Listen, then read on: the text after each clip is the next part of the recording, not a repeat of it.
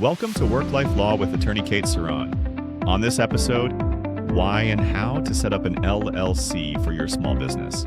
Business owners need to make what we call an entity choice. Should I be a sole proprietorship? Should I be in a partnership with someone else? Should I form an LLC? Should I form a corporation? So the first thing I like to tell clients is we talk about liability. We talk about what type of business do they run? What do they own? How do they own it? That's really the most important question. Why is it important to set up an LLC or corporation for my small business? A limited liability company or a corporation, what they are going to do for you is they are going to be your liability protection. It creates these entities, either an LLC or a corporation, that the law recognizes as its own entity. So that is now an entity that owns your business, that has its own bank account, it has its own number for tax recognition, it files its own tax returns, and it becomes the responsible party so that if something goes wrong on the business side, that entity steps up and takes care of the liability. None of your personally owned assets get implicated. It's like having an insurance policy. You know, you don't want to think about a fire in your house, but if you have a fire in your house, you want to have an insurance policy that's going to cover those damages. So if you're running a business, you do have a possibility of some liability arising out of running that business, and having an LLC or a corporation plans for that possibility so that it can be handled efficiently and it doesn't jeopardize what you are trying to do, which is to have a successful business. How do I decide if my business should be an LLC or a corporation? So when you are thinking about this entity that you are going to create from a legal standpoint, you want to decide first whether that is a corporation or a limited liability company. Most small businesses will do well to open an LLC. So the history of this is that the law first designed corporations in order to absorb liability away from the individuals that were running the companies. Now, a corporation, it takes a lot of steps to establish in the first place. You have to have a board of directors that runs the corporation. There are annual meetings, there are reporting requirements. And as the law progressed, business owners started to advocate and say, listen, it's just me, or it's just me and my family. And we are the board. You know, it is cumbersome for us to have these elaborate annual meetings, to keep minutes, to have resolutions every time we want to make a decision. Why can't there be some liability protection for someone who would ordinarily just be running a little bit more of a casual operation, more of like a partnership? And that's where the limited liability company was created. So limited liability company is a good choice when you want the ease of management. So you have members who are running the limited liability company. You don't have to have a separate board and separate officers. You are the members, you are running the limited liability company, and yet that limited liability company has its own bank account, it has its own tax ID number, it files the tax returns. It is the party that is named in any possible liability or lawsuit. So it gets the job done to keep the liability away from the individual members, and yet it doesn't have all of the complications of trying to run a corporation. So most of my clients are small businesses, and the limited liability company is a really good fit for them. So how do I go about setting up an LLC? So to set up a limited liability company, you need to register with the Secretary of State. So there is a certificate of organization that you fill out. It lets the state know who you are, your address, email address, phone number, how to reach you as the responsible party that is setting up this limited liability company. You also let the Secretary of State know who your members are. You also have to appoint a registered agent. Every company has to have an agent for service. That is someone who has a dedicated address in the state who will always be reachable. So whether or not you close your doors, whether or not you as the member or all of your members are reachable, able to be found, you have to register one person who can always be located. And that way, if there is a true liability question, you can always be found. So there are companies that offer these agent for service designations. My firm, for example, is an agent for service for a lot of different companies. We offer that service at no extra charge when we set up a company, but that is something that is required. That's the bare minimum way to open up a limited liability company. How long does it take to establish an LLC? The length of time that it takes to set up the limited liability company involves identifying your members, who is going to be operating the company. And then the Secretary of State does have an online portal. You can go online and you can file your certificate of organization. You have to make sure that you have your initial information ready. Your agent for service needs to be identified. And then you file that online. The other two requirements are tax requirements, and that is to order your federal employer identification number for that company, and you do that through the IRS. That is also an online form. You also have to register with the Connecticut Department of Revenue Services. So my firm does not give tax advice, so when there are tax issues involved in deciding which entity you want to create, we include the accountant in that discussion.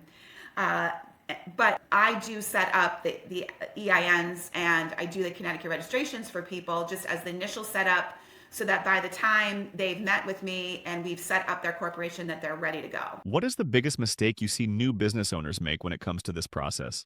I think the most common mistake that I see business owners making is not doing their legal side of their research when they go to set up their company, and then dealing with the aftermath of possible legal liability because they just haven't thought about it. And there's a lot of technical aspects to opening up a business. Legal is some of that technical work, tax is some of that, and then your licensing and your permits. Those are all the technical side of running your business. And insurance also, what type of insurance coverage do you need?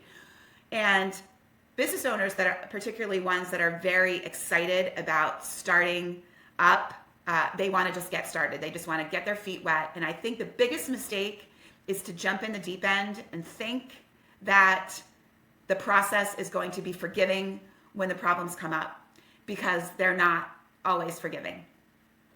So just like when you are performing anything for your company that has a legal question or any sort of legal ramification, bring in an attorney. It's worth the time, it's worth the money. What do I need to know about after the LLC has been established? Once you have your limited liability set up, there are administrative duties that you do. The most important thing is to keep yourself registered with the Secretary of State. So you need to do that initial filing, but then there's an annual report requirement. And if you don't, and all that is you are notifying the Secretary of State that you are still an ongoing business, and you inform them if there's been any major changes to your ownership structure or who your members are. That is what will create your liability protection, because when a lawsuit comes down the line and your limited liability company may be named and you haven't kept up your annual filings, you're no longer a registered company. You no longer have that liability protection. So it's a very simple requirement, but a very important one. The other type of administration, of course, is filing your tax returns. Make sure that gets done. You don't want to deal with fees or fines. And then I recommend that every business from the start set up as though they may be getting some lending in the future. So that if you go for a loan with the Small Business Administration or a local lender, they want you to have an operating agreement that is connected with your limited liability company, even if you're a single member LLC, because the operating agreement is something that's in writing that sets out the start of your business, how long you expect to operate, the type of business, that you've thought about the tax requirements, that you've thought about the permitting. You put that all into your operating agreement.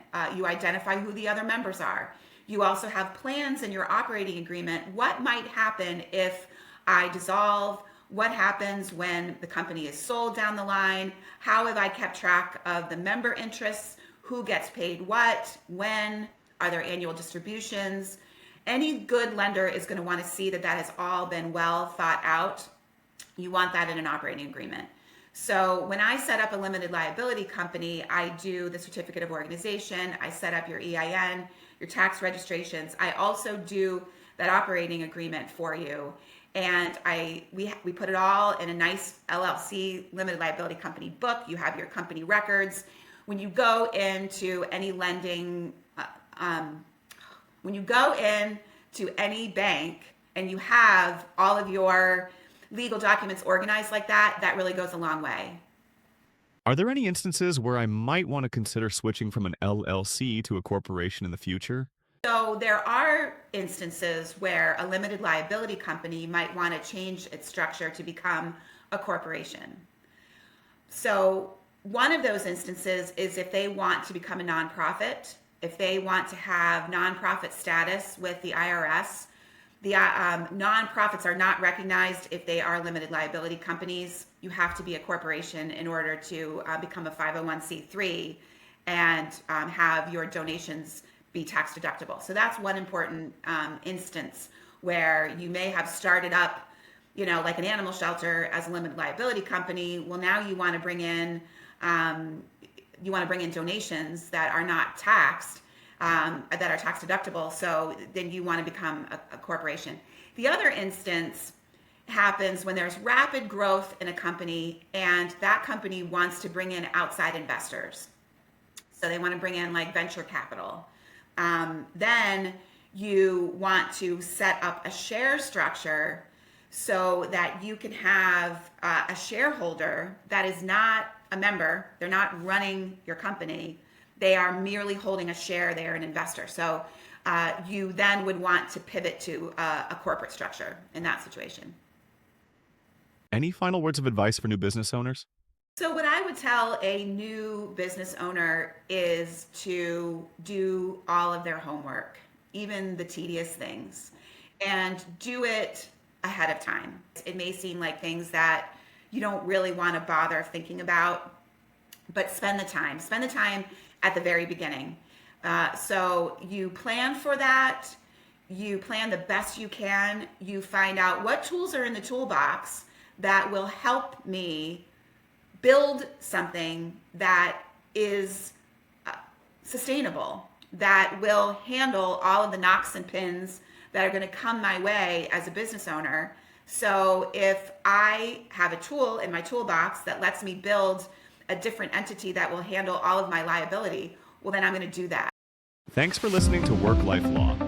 If you'd like to work with Attorney Cerrone, you can reach her at 860-928-2429 or katecerronelaw.com. You can also follow her on YouTube, Facebook, Instagram, and LinkedIn. The information presented is not intended to be legal advice. You should consult an attorney for advice regarding your individual situation.